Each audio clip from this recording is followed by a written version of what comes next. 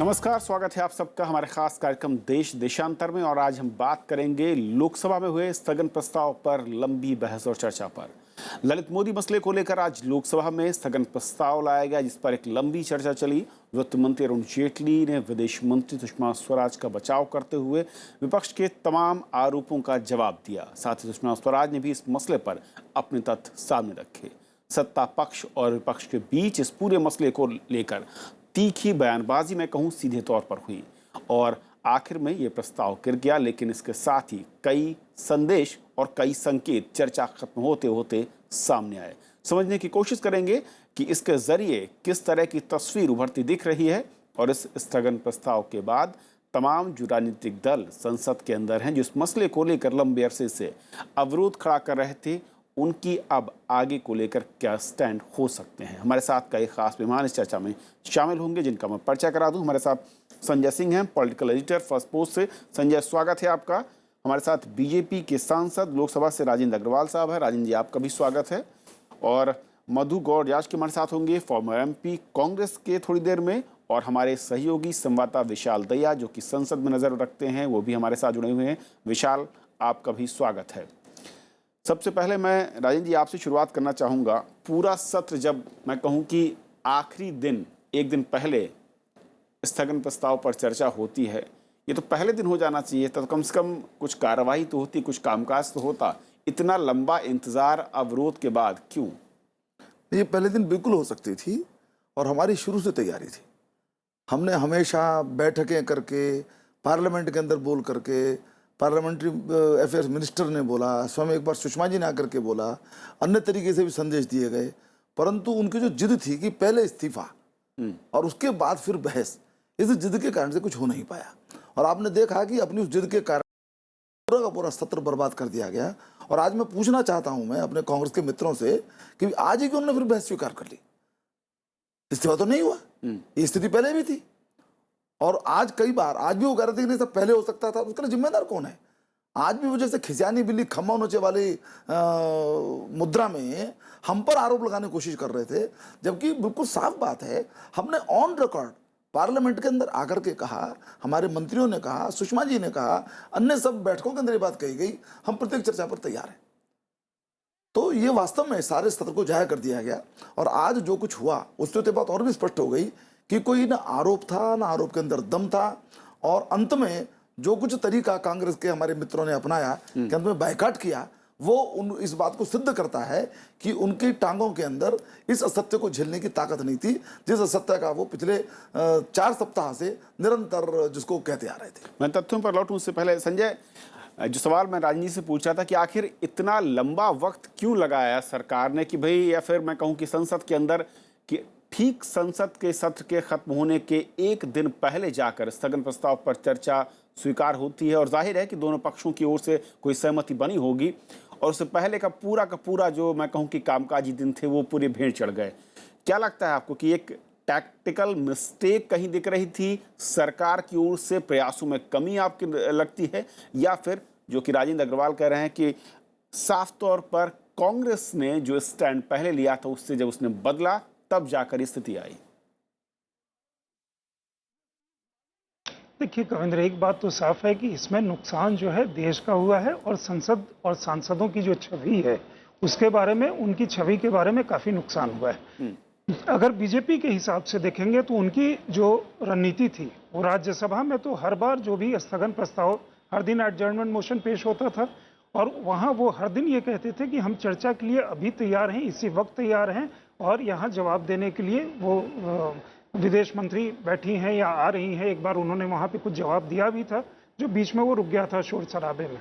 लोकसभा में सेम चीज़ हमें देखने को नहीं मिल रही थी इतने समय तक। शायद एक कारण ये भी था कि लोकसभा में वो जिस समय कांग्रेस तुरंत वेल में आ जाती थी, लेकिन आज का तरह का जो प्रयास है, और या सुषमा स्वराज आज जिस तरह से खड़ी होकर के कहीं कि नहीं, आज स्पीकर को उन्होंने वो रिक्वेस्ट किया, स्पीकर के ओवर रूल करने के बाद पार्लियामेंट्री अफेयर्स भी आए, स्पीकर ने, उन्होंने भी कहा, और उसके बाद ये चर्चा शुरू हुई।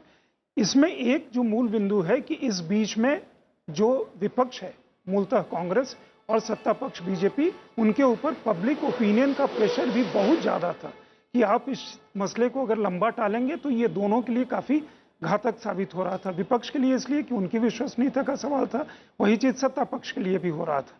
अगर इतना सरल था कि कांग्रेस अपना पक्ष रखेगी, जो भी उनके आरोप लगाने हैं, और सुषमा स्वराज उसका जवाब दे देगी, तो ये हो जाता। मेरे ख्याल से कांग्रेस की एक रणनीति ये शायद रही होगी कि इसको टॉकिंग पॉइंट बने रहने तक ये चर्चा का विषय बना रहता है, क्योंकि आफ्टर ऑल हम पिछले 20 दिन से संसद जब से शुरू हुआ है तब से इस विषय पे चर्चा कर रहे हैं। शुरू होने के पहले से कर रहे हैं, मतलब 1 महीने के पहले से, तब तक ये टॉकिंग पॉइंट ये बना रहता है। आज चर्चा हो गया लोकसभा के लिए, ये विषय कल खत्म हो जाएगा। तो कांग्रेस ने ये सत्र निकाल दिया और सत्र खत्म होने के पहले वो कहेंगे कि देखो हम तो चर्चा चाह रहे थे, अंत में ठीक है पोजिशनिंग होती है अपोजिशन की, हमने वो पोजिशनिंग की और अंत में हम चर्चा के लिए मान गए। क्योंकि अगर ये आज नहीं होता तो जो विंटर सेशन है उसके ऊपर भी एक सवालिया निशान खड़ा होता कि वो कैसा चलेगा और कैसे चलेगा। अंत में चलिए देर आए कम से कम चर्चा इस बारे में हुई, जनता को एक ओपिनियन बनाने का मौका मिला, कौन सही है कौन गलत है, कौन कितना अपने पक्ष को सही रख पाता है कितना नहीं रख पाता है। लेकिन आप सही कह रहे हैं कि इस बीच का नुकसान जो है वो मूलतः संसद की जो मर्यादा होती है, उसका जो मान है, उसका जो इंप्रेशन है और वहां जो होने वाले विधायी कामकाज हैं और देश का है, उस पर सीधा पड़ा है। मधु गौड़ हमारे साथ हैं, फॉर्मर एमपी हैं कांग्रेस से। मधु साहब, मेरा सवाल सीधा आपसे कि जिस तरीके से आज स्थगन प्रस्ताव पर चर्चा शुरू हुई, ये चर्चा पहले दिन भी हो सकती थी, इतना लंबा इंतजार क्यों कराया आप लोगों ने? और सरकार कह रही है हम तो पहले दिन से चर्चा कर रहे थे, लेकिन कांग्रेस तैयार नहीं थी। अचानक ऐसा क्या हुआ कि आप लोगों को अपना स्टैंड बदलना पड़ा?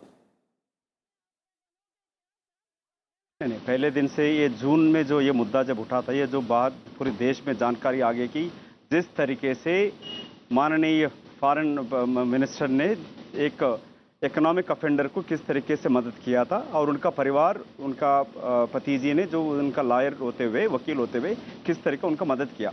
तो कांग्रेस का स्टैंड हमेशा यही था कि ये जो moral impropriety, abuse of power and ये जो क्विड प्रो क्रो इसमें जाहिर दिख रहा है, तो इसमें क्यों आप ये मोरल ग्राउंड पे सुषमा जी ने क्यों इसमें इस्तीफा नहीं दिया है?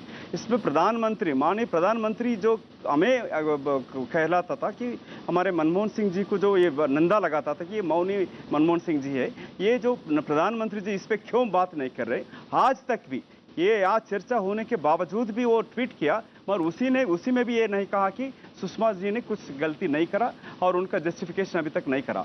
तो हम ये चर्चा इसलिए हमने एक्सेप्ट किया कि अगर पहले दिन से भी आप इस पे सोचिए, जब हम सत्ता में थे, जब भी 10-15 मिनट में जो विपक्ष ही मुद्दा उठाती थी, जो सुषमा स्वराज या अरुण जेटली जी उस तरफ थे, जब वो मुद्दा उठाते थे हाउस हड़जान होती थी और हमने इनकी विपक्ष की उनका जो डिमांड एक्सेप्ट करके हमारे मंत्रियों को भी हटा दिया मोरल ग्राउंड पे बिना कोई एफआईआर दर्ज ना होने से पहले ही, और हाउस को चलाने का जिम्मेदारी लिया। पहली तो ये डेमोक्रेटिक पार्लियामेंट्री डेमोक्रेसी में ये जिम्मेदारी सरकार के ऊपर होती है हाउस चलाने का। और माननीय प्रधानमंत्री जी ने जो नवाज शरीफ जो टेररिस्ट को भेज रहा है उनसे बात चर्चा करने के लिए तैयार है, मगर विपक्ष के नेताओं से चर्चा करने के लिए तैयार नहीं है। जब नागालैंड की इशू आता है, यही मेरा सवाल था, प्रधानमंत्री जी ने फोन लगाता था, कोई भी मांग इस पे क्यों नहीं करता है? तो मधु साहब, हमने इसलिए कोई भी आपकी मांग सरकार ने नहीं मानी, तो प्रधानमंत्री ने जवाब दिया, न बयान दिया, न इस्तीफे हुए। फिर आखिर पूरे सत्र पर व्यवधान डालने के बाद ठीक खत्म होने से एक दिन पहले चर्चा के लिए आप लोग तैयार क्यों हुए? क्या आपको लगा कि आपकी जो पोजिशनिंग है वो इस जगह पर पहुंच गई है जहां पर अगर आप तैयार नहीं होते हैं तो शायद इस सत्र के लिए जनता आपको दोषी या जिम्मेदार मानेगी कि वहां पर काम नहीं हुआ, ये खतरा आपको लगा, इसीलिए आपने स्टैंड चेंज किया? जी ना इसलिए मान लिया कि जिस तरीके से जो अरुण जेटली जी और सारी बीजेपी सरकार, वेंकैया नायडू जी से लेके सभी कुछ चैनल्स भी ये दिखाना शुरू करे कि कांग्रेस ये विरोध है डेवलपमेंट की, यहाँ तक भी गए ये जो इंडस्ट्रियलिस्ट है उनके पास भी जाके उनसे भी ये कहना लगा कि ये प्रतिपक्ष ने डेवलपमेंट को रोक रहा है। और जिस तरीके से ये निंदा लगाते जा रहे कांग्रेस के ऊपर, जो असली मुद्दा छोड़ दिए, ये मूल अंक क्या था, इसमें क्यों कांग्रेस इस पे लड़ रही है, क्यों कांग्रेस इस्तीफा मांग रही है राजस्थान मुख्यमंत्री और सुषमा स्वराज की और मध्य प्रदेश की, वो प्रश्न छोड़ के कांग्रेस पे निंदा लगाने लगे कि कांग्रेस को रोक रहा है। तो इसलिए कांग्रेस ने कभी चर्चा से कभी भागी नहीं, चर्चा से करने के लिए तैयार थी। आज भी मैं एक वकील भी हूं, मैं 10 साल मैं सांसद में था, कभी ऐसा मौका मैं नहीं देखा दा का जो एडजर्नमेंट मोशन हो या फिर टेररिस्ट इशू था, गुरदासपुर टेररिस्ट अटैक था, जी। तभी भी प्रधानमंत्री मौजूद नहीं थे पार्लियामेंट में। हमको बहुत खुश लगा जब देख के, प्रधानमंत्री को देखा जब जो पार्लियामेंट में आए थे, वो जो छून के जो जिस तरीके से माथा लगा के मट्टी को छुई के जिस तरीके से बात कहा, मैंने भी बहुत खुश हुआ। क्या प्रधानमंत्री है? अब तो प्रधानमंत्री आते ही नहीं, पार्लियामेंट में आते ही नहीं ना, बात नहीं करते। लौट रहा हूं, तो इसमें हमने इसलिए एक्ट किया कि जो झूठा निंदा जो कांग्रेस को ऊपर लगा रहे थे, आपने अपना उसको पॉइंट दूर रखा कि करने के आपने लिए क्यों कांग्रेस तैयार थी, पहले भी स्वीकार और की आज स्थगन भी प्रस्ताव तैयार पर। मैं लौटूंगा पास विशाल, लेकिन उससे पहले, क्योंकि विशाल लंबे अरसे से आप कांग्रेस को देखते रहे, कवर करते रहे हैं और हाल के दिनों में जो रणनीति बनती रही उसको भी करीब से देखा है। क्या आपको लगता है, जो संजय कह रहे थे कि बहुत अहम है कि शुरुआत में भी हो सकती थी, लेकिन आखिरी के दिन में जाकर अपनी स्ट्रेटजी को बदलने के पीछे आपकी नजर में कांग्रेस की रणनीति रही?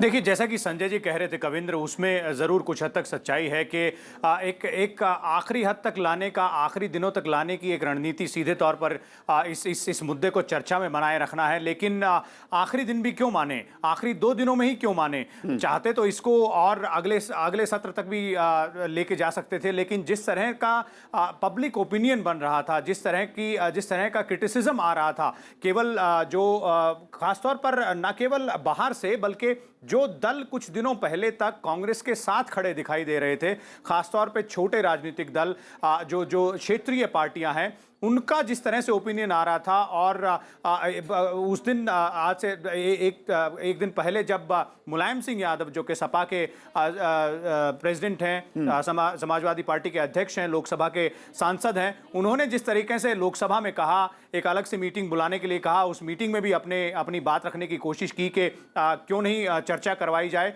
तो इस तरह का जो दबाव कांग्रेस पे एक तरीके से कहा जाए जो पड़ा सब तरफ से, उसके बाद शायद कांग्रेस के रणनीतिकारों को लगा होगा कि आखिरी 2 दिन बचे हैं, क्यों न चर्चा के लिए भी मान लिया जाए। लेकिन एक सबसे बड़ा सवाल इस वक्त यहाँ कविंद्र जो है, और जो कि मैं मधु गौड़ जो हैं कांग्रेस के प्रवक्ता इस वक्त जो हमारे साथ हैं, उनसे पूछना चाहूंगा, चाहे तो आप पूछें मेरी तरफ से, वो ये कि क्या इस वक्त कांग्रेस संतुष्ट है जो स्थगन प्रस्ताव पर जो चर्चा हुई? क्योंकि कल का दिन, एक दिन, आखिरी दिन इस सत्र का बचा है, कई सारे महत्वपूर्ण विधायी कार्य हैं जिनमें जीएसटी सबसे ऊपर है। अगर ये चर्चा होने से कांग्रेस संतुष्ट है, तो क्या कल हम ये उम्मीद कर सकते हैं कि कल सदन की कार्रवाई सुचारू रूप से चलेगी, ना केवल निचले सदन में बल्कि ऊपरी सदन में भी? बिल्कुल, ये अहम सवाल, मैं इस पर ये जरूर पूछूंगा, लेकिन उससे पहले मेरा एक सवाल ये था राजेंद्र जी, कि जिस तरीके से सरकार अपने रुख पर अडिग है और जिस तरीके से विपक्ष का आरोप है कि वो जिद पकड़े हुए है, प्रधानमंत्री का न बोलना और स्टैंड को लेकर रिजिडनेस दिख रही थी, उसके बाद आप लोगों को क्या लगता है कि इस पूरी बहस के बाद जो तमाम तथ्य थे और जिस तरीके से आपके मुख्यमंत्रियों को, विदेश मंत्री को घेरने की कोशिश हुई थी, क्या इस चर्चा के बाद आपको लगता है कि आप वो संदेश दे पाए हैं कि सब पाक साफ है, या आपको लगता है कि शायद उसमें कहीं कोई देरी या कमी दिखी? नहीं, हम शुरू से जानते हैं कि सब पाक साफ हैं। सुषमा जी ने ऐसा कुछ नहीं किया कि जिसको राहुल जी ने कह दिया कि वो क्रिमिनल एक्ट किया है, उनको जेल में होना चाहिए, इतनी बड़ी बात कही उन्होंने। तो ये कोई बात थी ही नहीं। आज सारे तथ्य बाकायदा पूरी लंबी बहस के अंदर सुषमा जी ने रखे, अरुण जी ने रखे, वेंकैया जी ने भी अपनी स्थिति स्पष्ट की कि संसदीय मंत्री के नाते उनके क्या क्या कोशिशें रहीं, सारी बात सामने आई हैं। हम शुरू से बिल्कुल क्लियर हैं कि कहीं पर भी किसी प्रकार का ऐसा कोई काम ना हमारे विदेश मंत्री जी के द्वारा हुआ, ना मुख्यमंत्रियों के द्वारा हुआ, जिसके आधार पर उनके इस्तीफे मांगे जाएं। लेकिन अगर ऐसा था राजन जी, तो फिर इतिहास को खंगाल कर उन पन्नों को सामने लाने की कोशिश क्यों होती दिखी? आपकी पार्टी की ओर से एंडरसन से लेकर क्वात्रची तक के मामले को उठाया गया। इससे एक संदेश ये भी देने की क्या कोशिश की गई कि आपने जो किया वो आपका बड़ा जुर्म था और हम जो कर रहे थे शायद बहुत छोटा था? ये बिल्कुल नहीं है। हमें खाली ये ध्यान में दिलाना चाहते थे, कई बार कहानी के अंदर एक कंट्रास्ट का भी एलिमेंट होता है कि आप इस प्रकार से करते रहे, शायद इसलिए आप इस प्रकार का सोचते हैं। हमने ऐसा कुछ नहीं किया। आज एक एक तर्क उसी प्रकार के दिए गए थे। यानी जिन लोगों ने क्वात्रोची का किया, जिन्होंने एंडरसन का किया, जिन्होंने और सब चीजें की, वो इस प्रकार के मिथ्या आरोप लगा रहे हैं, शायद इसलिए उनको ये लगता है कि इस मुद्दे के आधार पर वो हमको कुछ ब्लैकन कर सकते हैं, जबकि हम नहीं है। वो हमको देखिए, मैं पिछले सत्र में भी देखा करता था। मधु साहब, मैं आपके पास आ रहा हूं, एक बार जवाब ले लेता हूं, इसका मैं आपका पूरा मौका मैं पिछले सत्र के अंदर भी देखता था कि जब कभी आरोप कांग्रेस के ऊपर लगते थे तो आरोपों की सफाई देने के स्थान पर वो हमारे ऊपर आरोप लगाने की कोशिश करती थी। वही आप लोग कर रहे थे? नहीं, हमने ये मैं देखता था, क्योंकि उनको लगता है कि भाजपा को एट लेवल हम लेकर के आए, ये इंप्रेशन हम देने की कोशिश करें कि भाजपा भी हम जैसी है। भाजपा कांग्रेस जैसी नहीं है।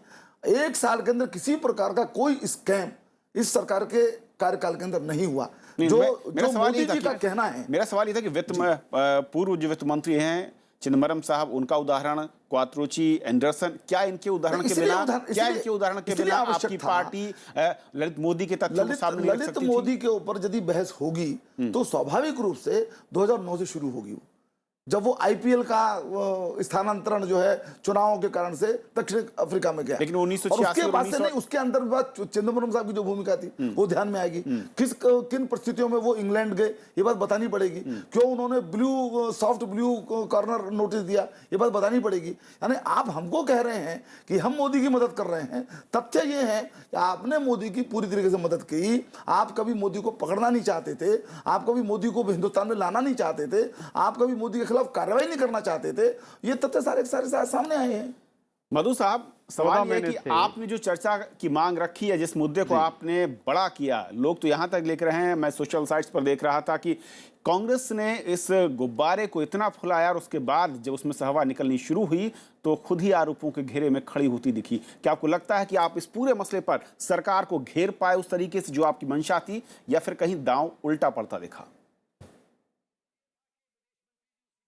बिल्कुल साफ जाहिर हो गया जिस तरीके से सुषमा स्वराज ने अपनी गलती को मान लिया और अरुण जेटली जी भी उनके गलती को मान लिया। मैं 2 शब्दों में आपको बता दूंगा। जैसे जुलाई 3 तारीख को ब्रिटिश गवर्नमेंट ने लिखता है कि आपकी ट्रैवल डॉक्यूमेंट डिनाई हो जाती है 2014 पे। उसके बाद सुषमा जी के पति जी ने उनको, ललित मोदी जी उनके पास जाते हैं और ललित मोदी ने सुषमा से बात करते हैं। उसके बाद सुषमा जी ने जो वेकेशन में थे उनके ब्रिटिश हाई कमीशन से बात करती है और ट्रैवल डॉक्यूमेंट दिलाती है। जो नवंबर 2014 में जब पासपोर्ट रेवोकेशन का ये हाईकोर्ट ने किया था, जो प्रधानमंत्री और अमित शाह के जो मित्र है ललित मोदी, इस पर अपील क्यों ना गए। आज जो अरुण जेटली जी बहुत बड़ा वकील है, मैं भी एक छोटा वकील हूँ, वो बहुत अच्छा से समझाने की कोशिश कर रहा था। ये ब्लू कार्नर नोटिस था, ये यूपीए ने इसका ठीक तरीके से नहीं किया। तो मेरी साफ प्रश्न है आपकी चैनल से, अरुण जेटली जी आप वित्त मंत्री बन गए 2014 पे, आपको जब ये पूरा जानकारी थी, आप खुद आईपीएल के इन्वॉल्व है, आप खुद बीसीसीआई में इन्वॉल्व है, आप खुद ये जानकारी थी बीसीसीआई की होते हुए और अब फाइनेंस मिनिस्टर होते हुए, क्यों आप इसके ऊपर एक्शन नहीं लिया? क्यों आपने इसके ऊपर ये जो आप निंदा अपन कांग्रेस के ऊपर लगा रहे, यूपीए सरकार के ऊपर, आपको किसी ने रोका? 14 महीने क्यों रुका आपको? अभी जब पूरा मीडिया से सबने एक्सपोज किया, संडे टाइम से लेके सारा जनता ने पूछने लगा, आप जाके उनका ईडी नोटिस इशू करा, रेड कार्नर नोटिस करा। मेरा सवाल ये था, इस पर एक ही बात, एक ही लास्ट बोलता हूँ, जिस तरीके से कांग्रेस पे आप एक चेक को दोबारा कैश नहीं हो सकता, ये जुमला झूठा कह के बीजेपी ने एक बार सत्ता में आया था और अभी भी सत्ता में है। मैं आपसे दावा करता हूं बीजेपी सरकार को, अगर आपके ऊपर कोई सबूत है जो कुट्रो ने हमने आपको अक्यूज किया और कांग्रेस ऐसा किया था, तो हमें दावा करते आप क्यों आपने अभी तक कोई केस नहीं फाइल किया कांग्रेस के नेताओं के ऊपर? ये दोनों पार्टियां यही दावा करती हैं कि एक दूसरे पर केस क्यों फाइल किया। आपकी गलती संजय, मैं आपको लाना चाहूंगा, आपने सुना दोनों ही पक्षों को। मेरा बहुत सीधा सवाल था कि दोनों ही पक्ष इस मसले को लेकर, मैं कहूं कि भले ही वो कहें कि वो नंबर गेम नहीं करना चाहते थे, लेकिन राजनीति में परसेप्शन और नंबर गेम हमेशा जुड़ा होता है। आपको लगता है कि दोनों के पास क्या बचा है या क्या हासिल हुआ है और दोनों ने खोया क्या आज की बहस के बाद? देखिए कविंद्र, आप सही कह रहे हैं, राजनीति काफी रूथलेस वो गेम है और राजनीति में कोई जब विषय उठता है तो उसका स्पाइरल कहां तक जाता है। ये सुषमा स्वराज का केस ही मतलब कहीं और से उठा था ना, संडे टाइम्स में किसी और का वो मेल हैक किया गया, वहां से उठ करके यहाँ आया और सुषमा स्वराज ने आज जो इश्यूज उठाए वो अगर आप प्रतिवाद के इशू से देखेंगे, पब्लिक डिबेट के इशू से देखेंगे, ये सत्र जो था और आज का जो डिबेट था, ये में पब्लिक इंटरेस्ट के हिसाब से सबसे ज्यादा देखा गया डिबेट रहा होगा, जहां इंटरेस्ट इतना ज्यादा था लोगों का। कांग्रेस, मुझे लगता है ये पूरा सेशन में उनकी जो स्ट्रैटेजी थी वो गलत स्ट्रैटेजी के साथ चले। आप देख लीजिए जिस तरह से उन्होंने दोनों सदनों में, ठीक है, एक डिमांड को, सेट को, डिमांड को आप लेकर के चलते हैं कि पहले राहुल गांधी कहे थे फर्स्ट रेजिग्नेशंस देन डिस्कशन, इसमें आज तक कोई रेजिग्नेशन नहीं हुआ और फाइनली सत्र खत्म होते होते डिस्कशन हुआ। जब राज्यसभा में आतंकवाद वाला जो मुद्दा हुआ था गुरदासपुर का, जब वहां बोलने आए गृह मंत्री तो वहां वो शोर मचाते रहे।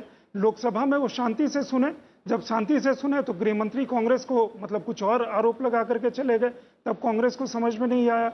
उसके बाद राहुल गांधी बाहर सुषमा स्वराज पे ऐसे आरोप लगा गए जो सुषमा स्वराज जिसके कारण आकर के वो पूरा गांधी परिवार के इतिहास पे वो चली गई या कांग्रेस के इतिहास पे चली गई, और वहां हिट किया जहां सबसे ज्यादा हर्ट करता है कांग्रेस को। वो भी सोनिया गांधी जब मौजूद थी, वो पूरा बाकी लोग शोर मचा रहे थे वो सुन रही थी, क्योंकि आफ्टर ऑल 2 दिन से वो लगातार सोनिया गांधी राहुल गांधी प्रोवोक कर रहे थे। जी राहुल गांधी जब बोलने आए तब तक सुषमा स्वराज किसी और पिच पे डिबेट को लेके जा चुकी थी। मुझे लगता है कि ये जो स्ट्रैटेजी हुई और जो भी बाकी विपक्ष की जो पार्टियां थी उनका सहयोग भी कांग्रेस अभी तक वो खो दी थी। मुझे लगता है कांग्रेस कुछ ज्यादा हासिल नहीं कर पाई जहां से वो बिगिन की थी। शुरू में ओपिनियन उनके पक्ष में जा रहा था, राहुल गांधी में भी लोग ये ढूंढने लगे थे कि शायद राहुल गांधी एक नई ऊर्जा को लेकर के आए हैं जिस ऊर्जा का वो कांग्रेस में संचार करेंगे और जनता के बीच में लेकर के जाएंगे।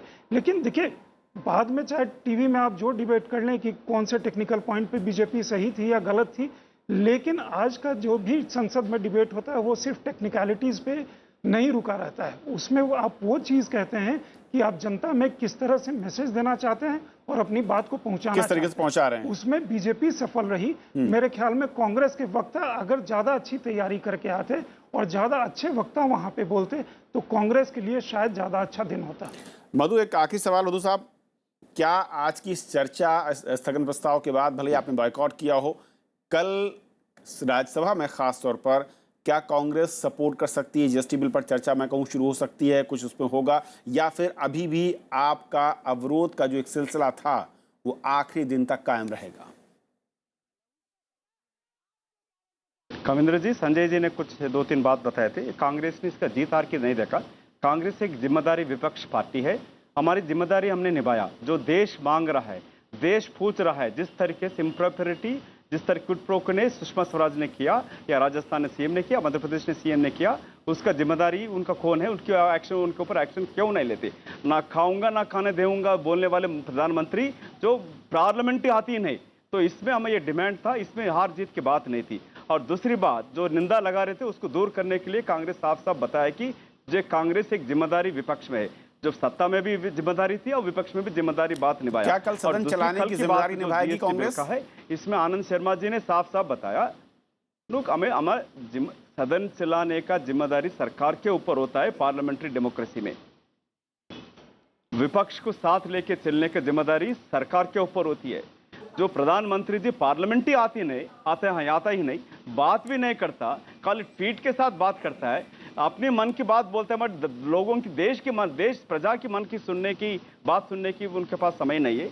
वो हमें फ्लाइट मोड में रहते हैं, विदेश घूमते रहते हैं, कभी कभी देश भी आते रहते हैं। तो प्रधानमंत्री के ऊपर जिम्मेदारी बनती है कि संसद को चलाने का। मधु साहब, जीएसटी बिल के ऊपर मैं रोकना चाहूंगा आपको। जिस तरीके से कल अगर जीएसटी बिल बनने का, तो हम आनंद शर्मा जी ने हमने बताया जीएसटी बिल के हमारे ऊपर स्टैंड क्या है, और इसके ऊपर सरकार आगे बढ़ के अगर विपक्ष के साथ बात करके पास करनी चाहती है तो जिम्मेदारी सरकार के ऊपर है, हमारे ऊपर नहीं।